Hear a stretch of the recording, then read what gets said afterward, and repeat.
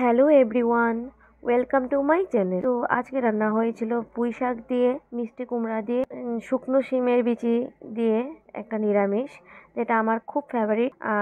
আর বেশি কোনো সবজি এখানে আমি ইউজ করিনি, শুধু পুঁই শাক আর পুঁই শাকের ডাঁটা আর মিষ্টি কুমড়ো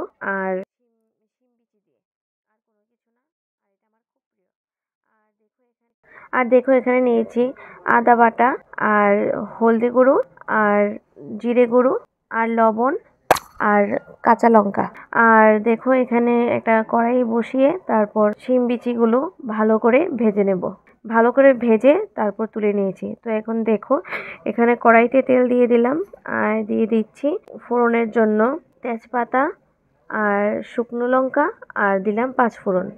তো এইগুলোকে ভালো করে ভেজে নেব।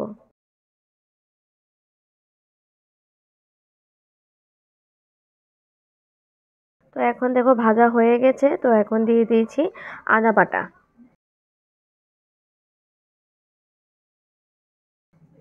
তো এখন একটু ভালো করে নেড়ে চেড়ে তারপর দিয়ে দেব জিরে গুঁড়ো, হলদে গুঁড়ো আর দিয়ে দিচ্ছি লবণ আর দিয়ে দিচ্ছি কাঁচা লঙ্কা। এখন এইগুলোকে ভালো করে নেড়ে চেড়ে একটু জল দিয়ে দিলাম।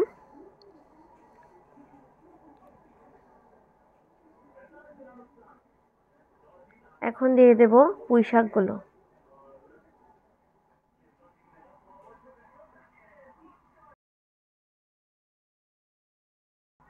আর দিয়ে দেব মিষ্টি কুমড়োগুলো। তো এখন ভালো করে নেড়ে চেড়ে একটু কষিয়ে নেব। তো একটু কষিয়ে নিয়ে তারপর ঢাকা দিয়ে দেব। তো 5 মিনিটের জন্য আমি ঢাকা দিয়েছিলাম। তো 5 মিনিট হয়ে গেছে, এখন শিম বিচিগুলো দিয়ে দেব। আমি ভেজে শিম বিচিগুলো একটু ভেঙে নিয়েছিলাম। তো এখন নেড়ে চেড়ে আবার ঢেকে দেব, কারণ এখন তো হাইব্রিড কোনো কিছুই সেদ্ধ হয় না, তার জন্য একটু ঢাকা দিয়ে দিতে হয়। তো এখন দিয়ে দিচ্ছি এখানে চিনি। এখন দেব এখানে গরম জল। তো গরম জল দিয়ে ভালো করে নেড়ে চেড়ে একটু ঝোলটা ফুটতে দেব, যেন ভালো করে সেদ্ধ হয়ে যায় সব কিছু। তো দেখো আবার ঢাকা দিয়ে দিলাম। এখন তো কোনো সবজি সহজে সেদ্ধই হতে চায় না, তার জন্য ঢাকা দিয়ে দিয়েই রান্না করতে হয়। তো দেখো আমার তরকারি হয়ে গেছে, ভালো করে সেদ্ধও হয়ে গেছে সব সবজিগুলো। তো এখন আমি নামিয়ে নেব। তো আমার এটা খুব প্রিয়, খেতেও খুব ভালো লাগে।